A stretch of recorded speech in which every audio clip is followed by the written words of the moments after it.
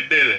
ನಮ್ಮರು ನಮ್ಮ ಶಾಸಕರು ಮಂತ್ರಿ ಆದ್ರೆ ನಮ್ಗೆ ಎಷ್ಟು ಇದು ಅಂತೇಳಿ ಆ ಒಂದು ಅಭಿಮಾನ ನಿಜವಾಗ್ಲೂ ಕೂಡ ಕ್ಷೇತ್ರದ ಎಲ್ಲ ಜನ. ಅವರು ಇಂಡಿಪೆಂಡೆಂಟ್ ಆದ್ಮೇಲೆ ಸ್ವತಃ ಬೈ ಎಲೆಕ್ಷನ್ ಅಲ್ಲಿ ಬಂದಾಗ ಅವ್ರಿಗೆ ಟಿಕೆಟ್ ಬೇಕು ಅಂತೇಳಿ ಬಂದಾಗ ನಾವು ಒಂದು ಮದುವೆಗೆ ಹೋಗ್ತಾ ಇದ್ದೀವಿ ಗೋಕರ್ಣಕ್ಕೆ. ನಾನು ಪ್ರಭುಸ್ವಾಮಿ ಬಂದಿರ್ತಕ್ಕಂಥ ನಾಯಕನಟ್ಟಿ, ತಳಕು ಮತ್ತು ಕೂಡ್ಲಿಗೆ ಹಾಗೂ ಮೊಳಕಾಲ್ಮೂರು ಮತ್ತು ಅಕ್ಕಪಕ್ಕದ ಗ್ರಾಮದ ಮತ್ತು ಬಳ್ಳಾರಿಯಿಂದ ಆಗಮಿಸಿರ್ತಕ್ಕಂಥ ಎಲ್ಲ ಕಾಂಗ್ರೆಸ್ನವರೇ ಮತ್ತು ಅವರ ತಮ್ಮನವರಾದ ಸ್ವಾಮಿ ಅವರೇ ಮತ್ತು ವೇದಿಕೆ ಮೇಲೆ ಇರ್ತಕ್ಕಂಥ ಎಲ್ಲ ಕಾಂಗ್ರೆಸ್ ಹಿರಿಯ ಮುಖಂಡರೇ ಮತ್ತು ಸಹ ನೀವು ಮೊಳಕಾಲ್ಮೂರು ಕ್ಷೇತ್ರದಲ್ಲಿ ಏನು ಕಾರ್ಯಕ್ರಮ ರೂಪರೇಷೆ ಮಾಡ್ತೀರಿ ಅದಕ್ಕೆ ನಾವೆಲ್ಲ ಕೂಡ್ಲಿಕ್ಕೆ ಅಂತ ಹೊಂದಿದೆ. ಯಾಕಂದ್ರೆ ಅಲ್ಲಿ ಪಕ್ಷಾತೀತವಾಗಿದೆ, ಬರೀ ಕಾಂಗ್ರೆಸ್ ಬಿಜೆಪಿ JDS ಅಂತೆಲ್ಲ ಪಕ್ಷಾತೀತವಾಗಿದೆ. ನಾವು ಕೂಡ್ಲಿಗಿಯಲ್ಲಿ ಗೋಪಾಲಕೃಷ್ಣ ಒಂದು ವಿಚಾರವನ್ನು ಮುಟ್ಟಿಸಿ ಈ ಸಾರಿ ಅಂತೂ ಮಂತ್ರಿ ಆದೇ ಆಗ್ತಾರೆ ಎಂಬ ಭರವಸೆ ನಮ್ಮೆಲ್ಲರಿಗೂ ಇದೆ.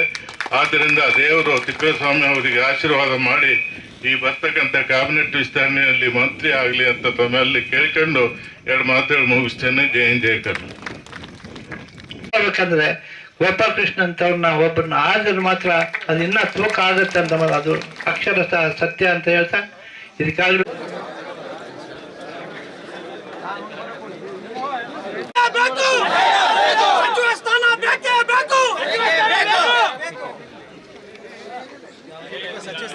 ಎಲ್ಲ ಕಾಂಗ್ರೆಸ್ ಮುಖಂಡರು ಇವತ್ತು ಕರೆದಿದ್ವಿ.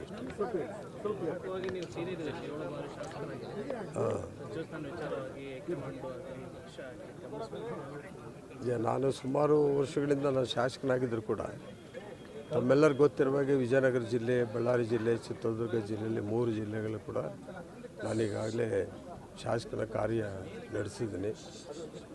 ಈಗ 7ನೇ ಸಾರಿ ನಾನು MLA ಆಗಿರೋದ್ರಿಂದ ಮತ್ತೆ ಕಾಂಗ್ರೆಸ್ನಲ್ಲಿ ನನಗೆ ಟಿಕೆಟ್ ಕೊಟ್ಬಿಟ್ಟು ಮತ್ತೆ ಜನಗಳನ್ನ ಒಳ್ಳೆಯ ಅಭಿಪ್ರಾಯದಿಂದ ಗೆಲ್ಲಿಸಿರೋದ್ರ ಮೂಲಕ ನನಗಿಂತ ಹೆಚ್ಚಾಗಿ ಕ್ಷೇತ್ರ ಜನ ತುಂಬಷ್ಟು ಅಭಿಮಾನ, ಪ್ರೀತಿ, ಅದ್ರ ಬಗ್ಗೆ ಭಾಳ ನಿರೀಕ್ಷಣೆಯಲ್ಲಿದ್ದಾರೆ. ಭಾಳ ನೋವಾಗಿದೆ ಆ ವಿಚಾರದಲ್ಲಿ. ನನಗೆ ನಾನು ಮಂತ್ರಿಗಿರಿ ಬರಲಿ ಬಿಡಲಿ ಅದ್ರ ಬಗ್ಗೆ ನಾನು ನೋವಿಲ್ಲ.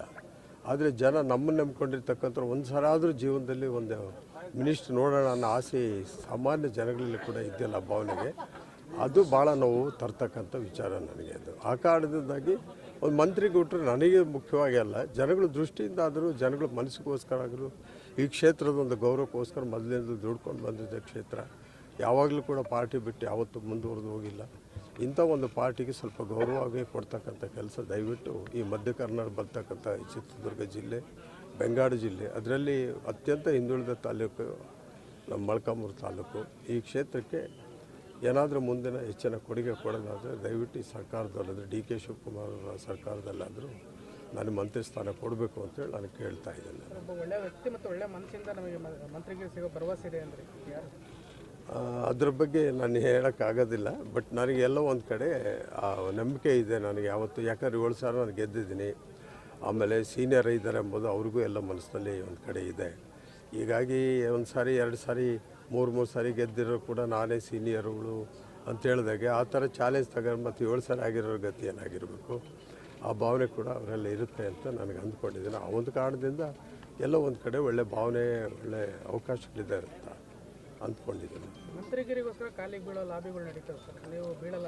ನನಗೆ ಮೊದಲಿಂದ ನನಗೆ ಅಭ್ಯಾಸಗಳಿಲ್ಲ, ಅದು ನೆಸಿಟಿನೂ ಇಲ್ಲ. ಒಂದು ವೇಳೆ ಕ್ಷೇತ್ರಕ್ಕೆ ಭಾಳ ಒಳ್ಳೆಯದಾಗುತ್ತೆ ನಾನು ಇಲ್ದಲೇ ಅಂತಂದರೆ ಎಲ್ಲರ ಕಾಲಿಗೂ ಒಂದೇ ಸರಿ ಬಿದ್ದುಬಿಡ್ತೀನಿ ನಾನು. ನಮ್ಮ ಕ್ಷೇತ್ರಕ್ಕೂ ಒಳ್ಳೆಯದಾಗೋದಾದರೆ ಈ ಅಪ್ಪರ್ ಭದ್ರ ನೀರು ತಂದು ಕೊಟ್ಟು ಎಲ್ಲ ಕ್ಷೇತ್ರಕ್ಕೂ ನೀರು ತುಂಬಿಸ್ಬಿಡ್ತೀವಿ ಅನ್ನೋ ಒಂದು ಆಶ್ವಾಸನೆ ಕೊಡೋದಾದರೆ, ಇಲ್ಲಿ ಅತ್ಯಂತ ಹಿಂದುಳಿದ ಪ್ರದೇಶಕ್ಕೆ ಕೊಟ್ಟಿರ್ತಕ್ಕಂಥ ಮೂಲಭೂತ ಒದಗಿಸ್ಕೊಡೋದಾದರೆ ಯಾವುದೂ ತೊಂದರೆ ಇಲ್ದಂಗೆ ನಾವು ನೋಡ್ಕೊಂತ ದತ್ತು ತೊಗೊಳ್ಳೋದಾದರೆ ಇಡೀ ಸರ್ಕಾರ, ನಾನಿವತ್ತಿಗೂ ನಾನು ರಾಜೀನಾಮೆ ಕೊಟ್ಟು ಹೋಗ್ತೀನಿ. ಜೊತೆಗೆ ನಾನು ಮಂತ್ರಿಗಿರಿ ಕೇಳಲ್ಲ. ದತ್ತು ತಗೊಳ್ಳಿ. ಪ್ರತಿ ಸಲ ಸಂಭಾವ ಪಟ್ಟಿಯಲ್ಲಿ ನಿಮ್ಮ ಹೆಸರು ಇರುತ್ತೆ, ಕೊನೆ ಕ್ಷಣದಲ್ಲಿ ಹೆಂಗೆ ಸಂಭಾವ ಪಟ್ಟಿಯಲ್ಲಿ ನೀವು ಅಭಿಮಾನಿಗಳು, ಪೇಪರ್ನವರು, ಪ್ರೆಸ್ನವರು, ಮೀಡಿಯಾದವರು ಅವಕ್ಕೆ ಬೈ ಬಿಡಬಾರ್ದು ಅಂತ ಹೇಳ್ಬಿಟ್ಟು ನೀವು ನನಗೆ ಒಳ್ಳೇದಾಗಲಿ ಅಂತೇಳಿ ನೀವು ಸಂಭಾವನಾ ಪಟ್ಟಿಯಲ್ಲಿ ಅವ್ರು ಸೇರಿಸಿದ್ರೆ ನೀವು ಸೇರಿಸ್ಬಿಡ್ತೀರಿ. ಹೀಗಾಗಿ ಸಂಭಾವನಾ ಪಟ್ಟಿಯಲ್ಲಿ ಬರುತ್ತೇನೋ ಅಂತ ನನ್ನ ಅಭಿಪ್ರಾಯ. ಅಂದರೆ ರಾಜಕೀಯದಿಂದ ಸನ್ಯಾಸಿ ದೀಕ್ಷೆ ತಗೊಂಡು ಹೊರಗಡೆ ಹೋಗ್ತಕ್ಕಂಥವನ್ನಲ್ಲ. ರಾಜಕೀಯ ಇದ್ದಿದ್ರು ಕೂಡ ಜನಸೇವೆ ಮಾಡಲಿಕ್ಕೆ ಯಾವ ವೇದಿಕೆ ಆದರೆ ನನಗೆ ಆ ಥರ ಆ ದೃಷ್ಟಿ ಇಟ್ಕೊಂಡು ಸನ್ಯಾಸಿ ಅಲ್ಲ ಅಂತ ಹೇಳಿ. ಅಭಿಮಾನಿಗಳು ಕೂಡ ಸಾಕಷ್ಟು ಕೇಳ್ತಾ ಇದ್ರು, ನೀವು ಒಂದು ಮಾತು ಕೇಳಿದ್ರೆ ನಾವು ಮಟ್ಟದಲ್ಲಿ ಹೋಗಿ ಏನು ಮಾಡೋಕೆ ಹೊರಟಿದ್ದೀವಿ ಅಂತ ಅದಕ್ಕೆ ಅಲ್ಲಲ್ಲ ಆ ಅವಕಾಶಗಳು ನಾವು ಹಿಂದಿನಿಂದ ಯಾವತ್ತೂ ಕೊಟ್ಟಿಲ್ಲ. ನಮ್ಮ ಕ್ಷೇತ್ರಕ್ಕೆ ಆ ಕಪ್ ಚುಪ್ಪೆ ನಮ್ಗೆ ಯಾವತ್ತೂ ಬಂದಿಲ್ಲ. ನಮ್ಮ ಕ್ಷೇತ್ರದವ್ರು ಅಷ್ಟು ತೀಕ್ಷ್ಣವಾಗಿ ಮುಂದೋಗಿ ಈ ಥರ ಈ ವಯಲೆನ್ಸು ಈ ವಿಚಾರದಲ್ಲಿ ಕೂಡ ಇನ್ವಾಲ್ವ್ಮೆಂಟ್ ಆಗಿರ್ತಕ್ಕಂಥ ಉದಾಹರಣೆಗಳು ಎಲ್ಲಿ ಇಲ್ಲ. ಮಾನವೀಯತೆ ಮನುಷ್ಯತ್ವ ಇರ್ತಕ್ಕಂಥ ಪ್ರತಿಯೊಬ್ಬ ವ್ಯಕ್ತಿ ಕೂಡ ಈ ಕ್ಷೇತ್ರದಲ್ಲಿರೋದ್ರಿಂದ ಆ ಕೆಟ್ಟ ಹೆಸರು ನನಗೋಸ್ಕರ ಅವರೇ ಯಾಕೆ ತಗೋಬೇಕು, ಆ ಕೆಲಸ ಬೇಡ ಅಂತ ಹೇಳಿದ್ರು. ಹೋಗ್ಬಿಟ್ಟು ಕೇಳಿದ ನಂತರದಲ್ಲೇ ಒಂದು ತೀರ್ಮಾನ ತಗೊಳ್ಳೋಣ ಅಂತ ಹೇಳಿದ್ರು ಸರ್. ಇನ್ನೊಂದು ಸಲ ಮಾಡ್ಕೊಳ್ಬೇಕಾದ್ರೆ ಅಲ್ಲ ಅದು ಲೆಫ್ಟ್ ಓವರ್ ಇಶ್ಯೂಸ್ ಇರ್ತಾವಲ್ಲ, ಅಲ್ಲಿ ಹೋಗ್ಬೇಕು ಅಂತ ಆಪ್ಷನ್ಸ್ ಇರುತ್ತಲ್ಲ, ಅವರು ಇಲ್ಲ ಅಂದಾಗ ತಾನೀಗ ನಮಗೆ ಲಾಸ್ಟಿಗೆ ಏನು ಸಿದ್ದರಾಮಯ್ಯನವರು ಈಗ ಅವರು ವರಿಷ್ಠರಾಗಿ ಅವರು ಮತ್ತೆ ಸೇರಿ ಮತ್ತು ಮೂವರನ್ನು ಒಂದು ಮಾತು ಕೇಳಿ ಮಾತಾಡೋಣ. ಅದು ಮುಂದುವರೆದು ಮತ್ತು ಜನ ತೀರ್ಮಾನ ಅವ್ರು ಏನು ತಗೊಳ್ತಾರೆ, ಜನ ಅಭಿಪ್ರಾಯಕ್ಕೆ ನಾವು ಬದ್ಧವಾಗಿರ್ತೀವಿ ನಾವು. Thank you.